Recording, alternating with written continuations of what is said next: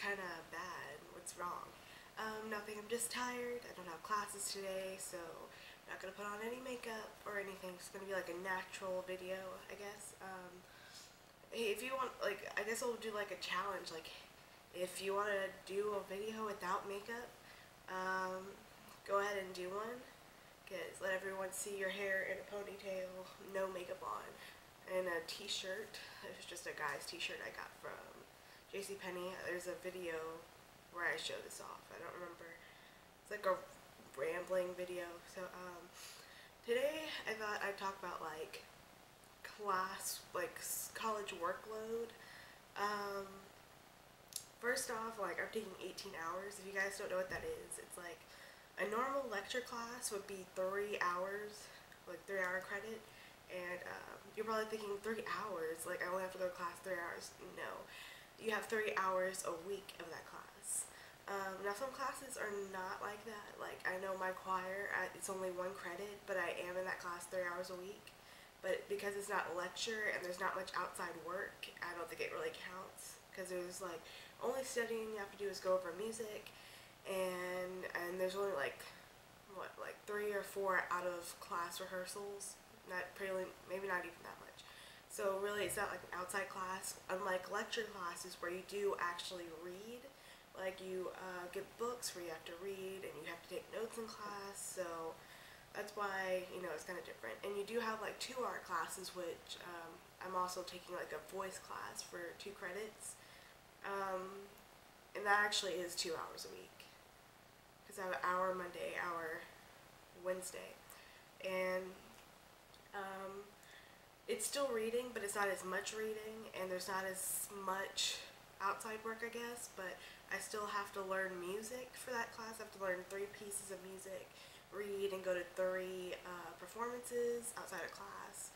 I actually went to an opera last night and wrote a short paper on it. It was really good. It was like, it was the Magic Flute, and like my university did like a futuristic version where it's like in the future, a different world, whatever. So that was pretty good. And so you guys are probably thinking like, okay, what would be considered 3-hour classes? You have math, you have history, political science, which is like government, or like economics, or I can't really think of what else. I guess a humanities class or like sociology or something like I'm taking would be 3 hours. Sciences, I guess, would be 3 hours, but you have to take a 3-hour lab or a 2-hour lab or something. It's like you take it like once or twice a week. You go to the lab and do whatever. I haven't taken a science yet. I'm gonna put that off for as long as I can. Maybe when I finally, if I get into my major, it'd be easier for me to see what classes go where and stuff like that. So I might be able to take a class like lab at night instead of going on the weekends or something. So let's see. You're probably wondering like what type of books. Let me get one.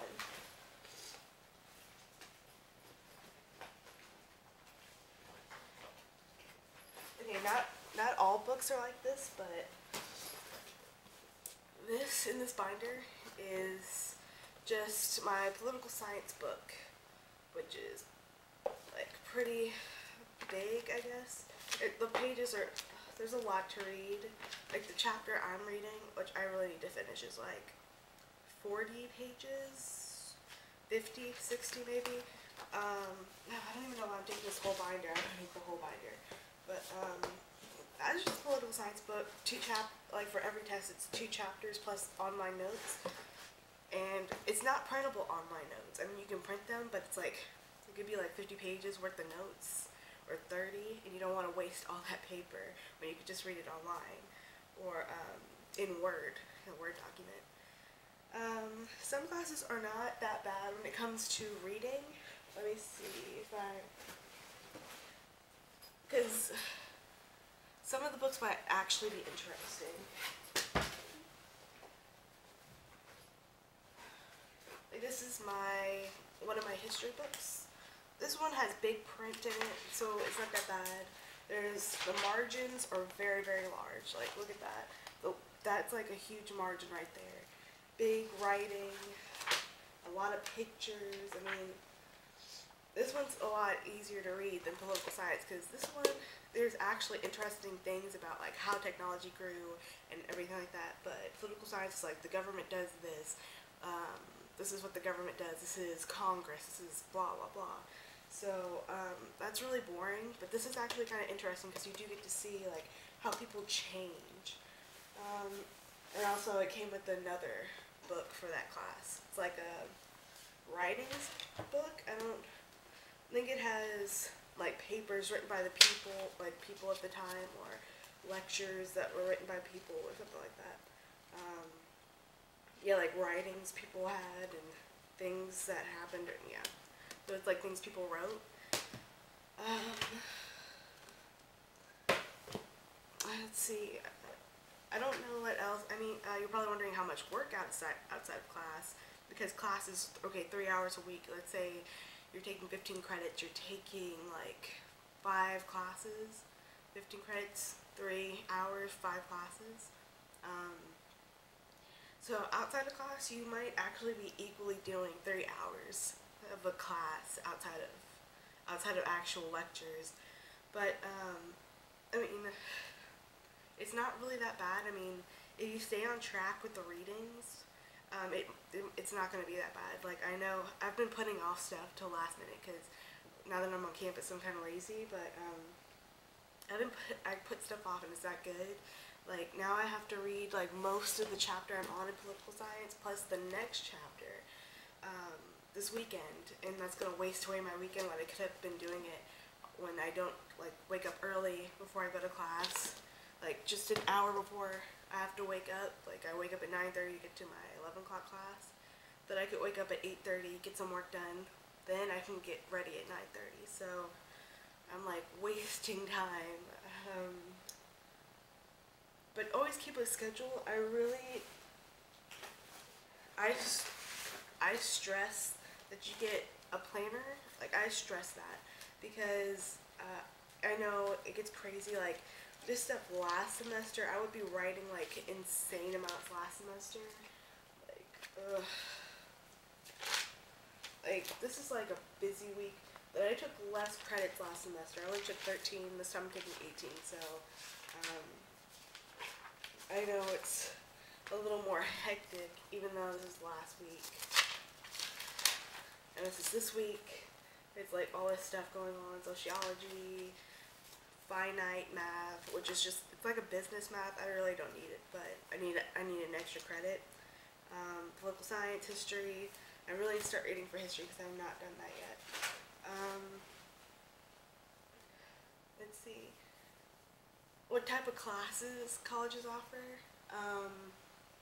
They offer like a lot of things. Like you can take, like of course you have to take your core classes like a math, like college algebra, or if you test out a bit like a pre-cal or something, political science, English, you have to take English, you have to take history, so yeah, you have to take those core classes, but they also offer other classes like, depending on your major, you have to take those core classes for your major, but they also have like electives, like you could take, like the voice class, that's not for my major. Anyone could take a voice class, and or fundamentals of music class, and there's like all different types of things you can take. It's not just like, oh, I have to take a regular history. I mean, you have to take that, but you can take other things. Like there's other histories if you're interested in history, because you can minor in it. And yeah, you're probably wondering about majors as well. Majors is like what you're gonna follow in college. Like, say you want to be,